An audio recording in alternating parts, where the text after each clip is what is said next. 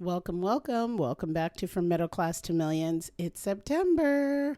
September to me always is a fresh start, a new start. It is the beginning of the school year. It is kind of the beginning of fall, right after Labor Day. If you grow up in the Northeast, you know that school starts in September. The weather starts to change just ever so slightly, and then, we'll get a false fall and it'll warm up again. It is the time of year that I always associate with a new beginning and a new start. And tomorrow, or actually when you guys receive this podcast, on the 4th, when it's released, that's the first day of school for my youngest, who's going into his senior year of high school.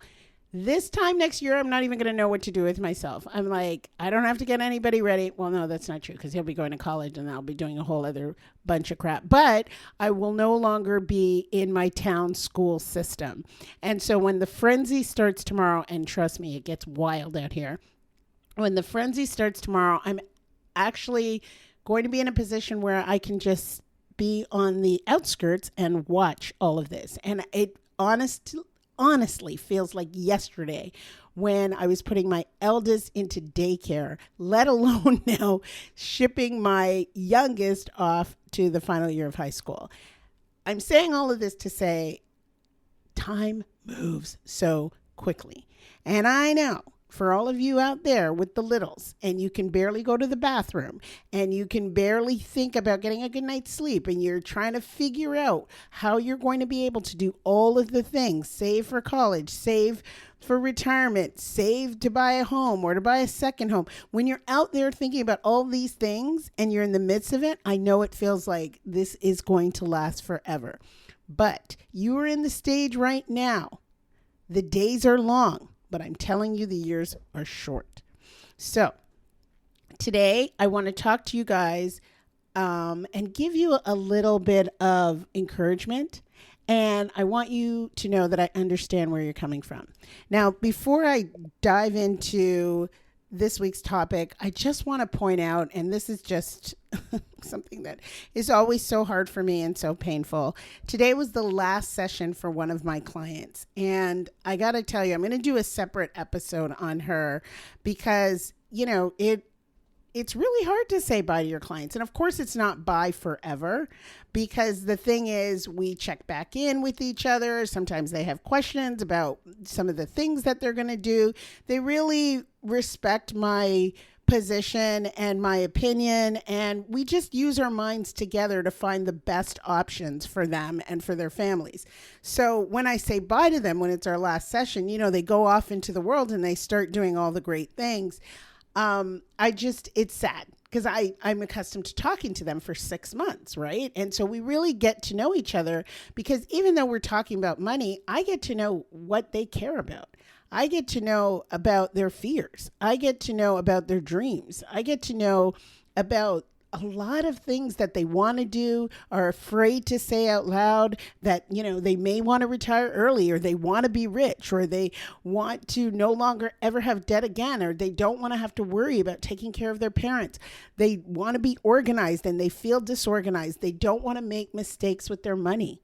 I get inside of their lives. I get into the deepest recesses of their brains, and I get to hear all of this stuff. So when it's time to say goodbye, it's not forever, but it saddens me a bit. So today I had one of my graduates, wealth building graduates, leave me, and they're off into the world. And she's just so fantastic. And the beauty of what I do is I get to see where they are when they started the journey with me, and the fears and the concerns and the doubt about whether or not this is ever going to look like positive for them, to the end of the 6 months where they're like, holy mackerel, I can't believe all of the things that I've accomplished.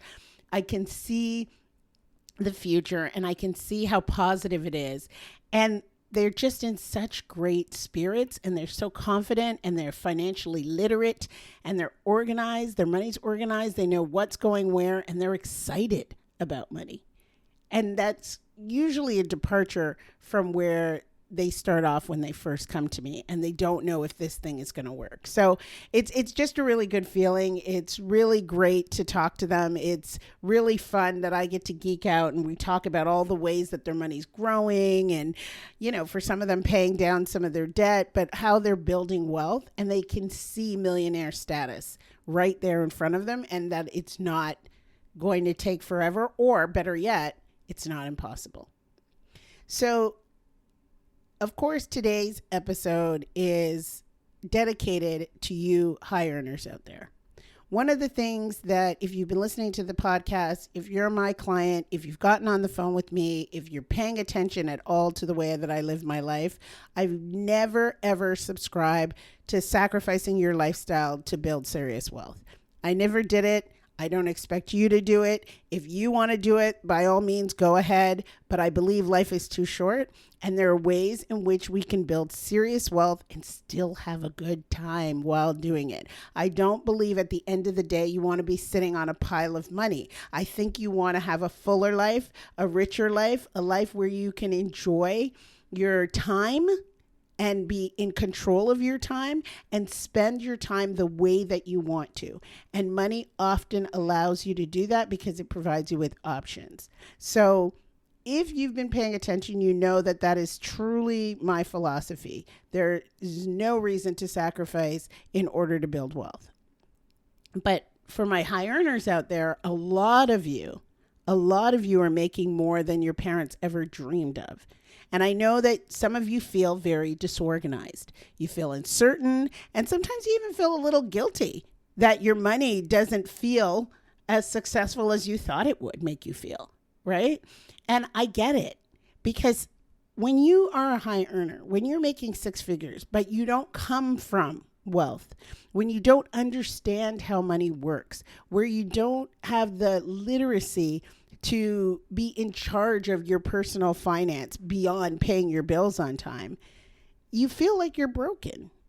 You feel like you're lost in a sea of folks who seem to know what they're doing. And of course, your career, your education, your business acumen all brought you to this place where you're generating really great income. But because you're the first generation to make this kind of money, you kind of don't know exactly what to do.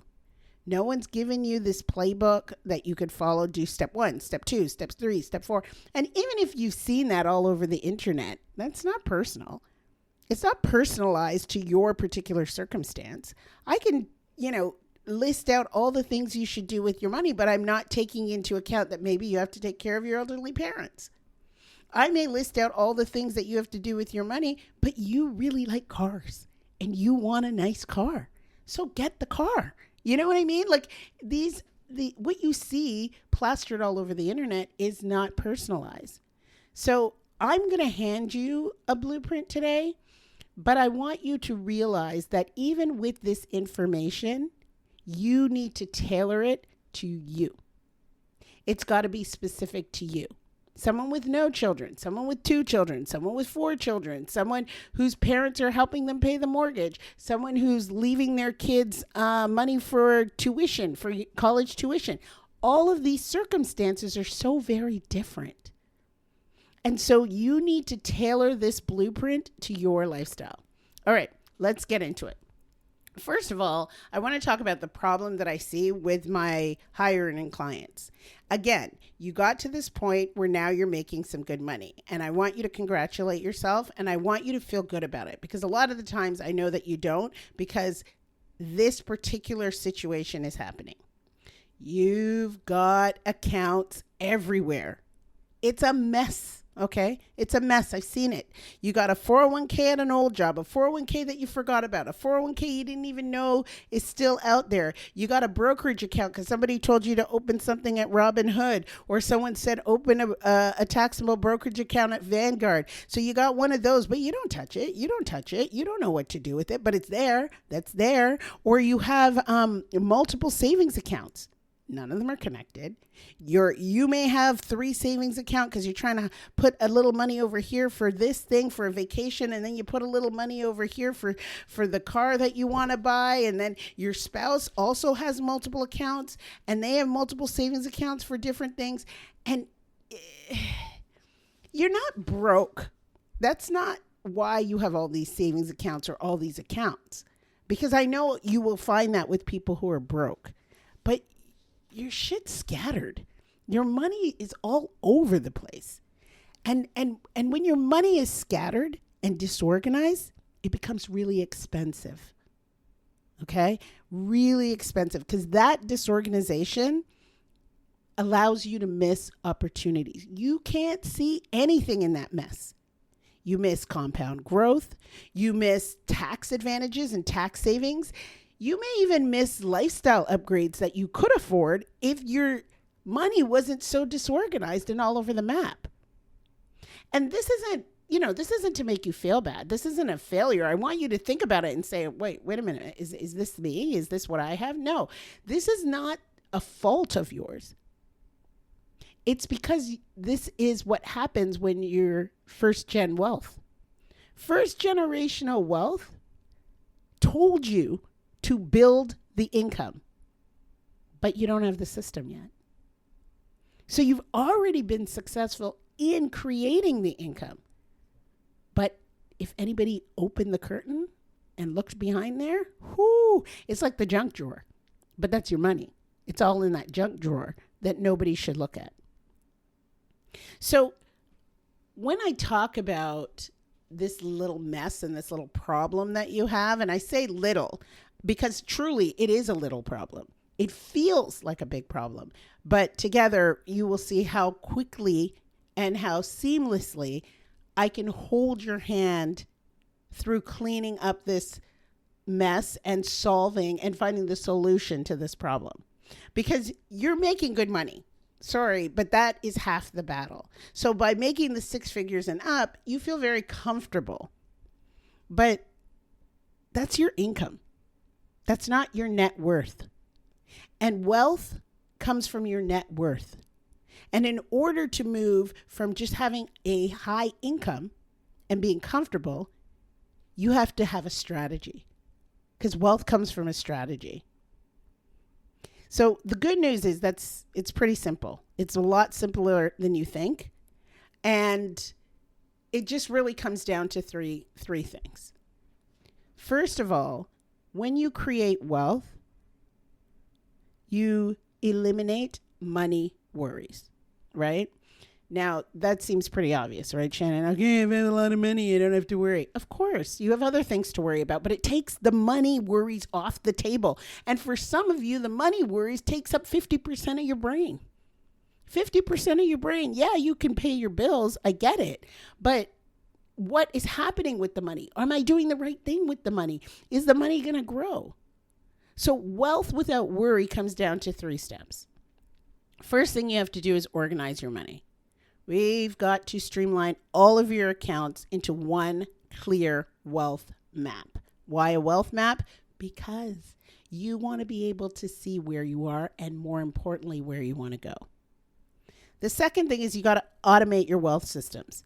So all of your retirement, your short-term savings, and your investments all grow in the background. The one thing that I like to say to my clients, and I just said that to the client that was leaving today, you set these things up, you automate your wealth systems, and then go live your life. Go live your life.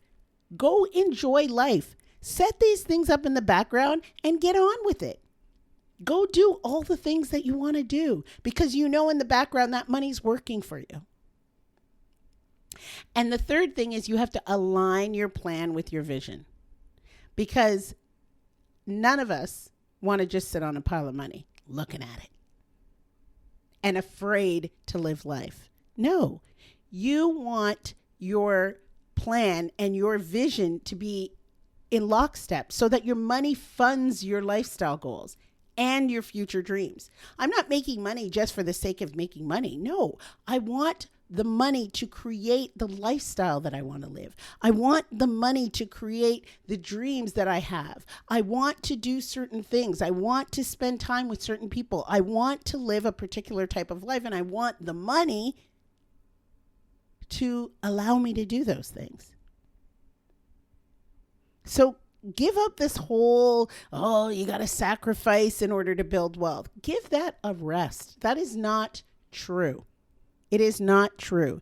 You can do two things at the same time. Two things can be true at the same time. You can fund retirement and travel. Ask me how I know. You can save for college and upgrade your home. Ask me how I know. You can plan for a second property and enjoy life right now. Ask me how I know. Wealth isn't about cutting back. It's about creating systems that make your money work harder than you do. You know, you used to hear, and you still do a little bit, you should be making money in your sleep. Yes, you should be. Absolutely. You want that money compounding and growing and working for you when you are not present. And you know where you're going to be? Wherever the heck you want to be. You're not going to be perseverating and worrying about money. Now, I want to talk about a wealth builder's secret weapon.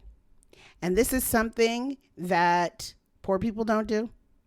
This is something that many in the middle class don't do. And again, think about the name of this podcast, From Middle Class to Millions.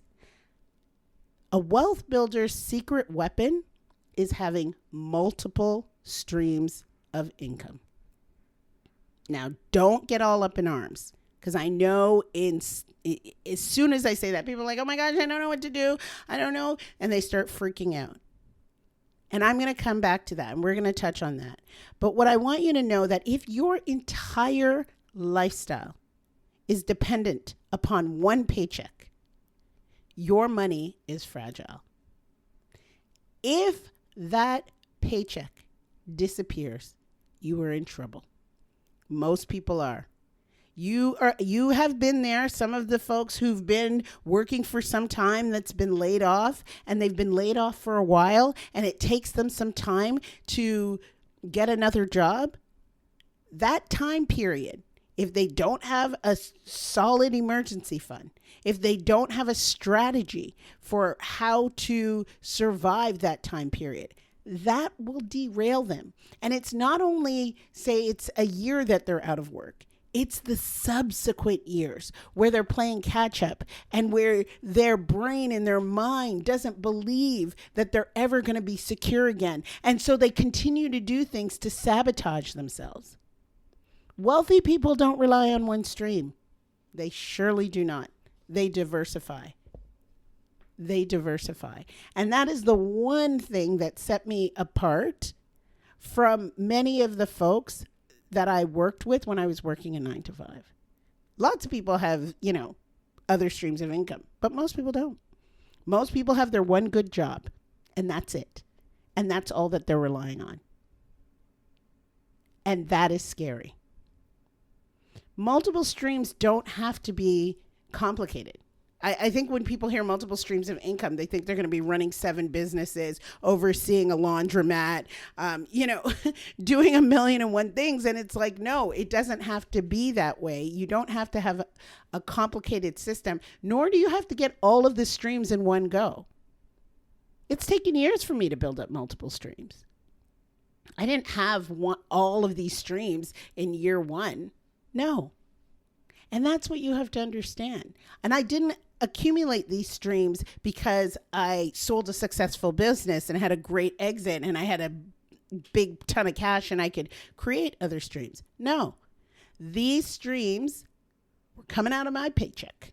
All right. These streams were coming out of that sole paycheck, but I was looking and I was listening, and I saw the people that got laid off, and I saw what they did, and I saw how they responded and how they reacted, and they were angry because they had given this company all of these years of service, and here they were, and now they were like, well, I was planning on boosting up my retirement funds or saving a little bit more money, and they didn't have it, and then they struggled.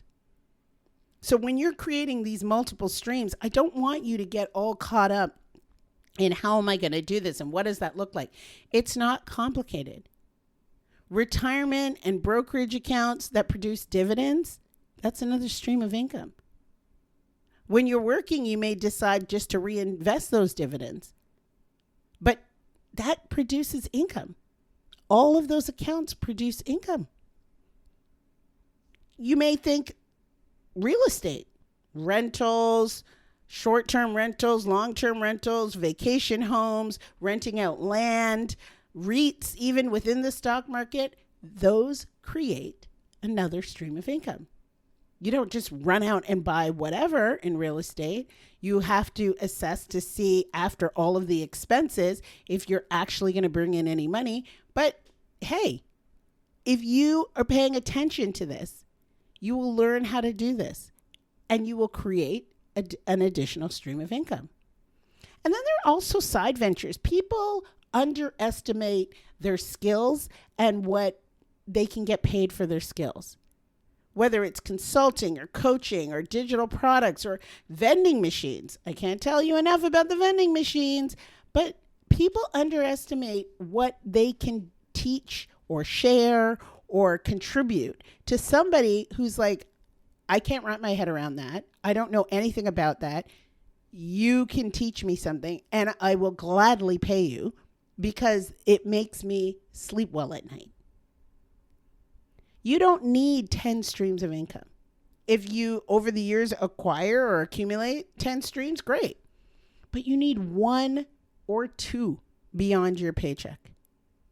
Because when you're comfortable, right, you have 1 stream until you're no longer comfortable.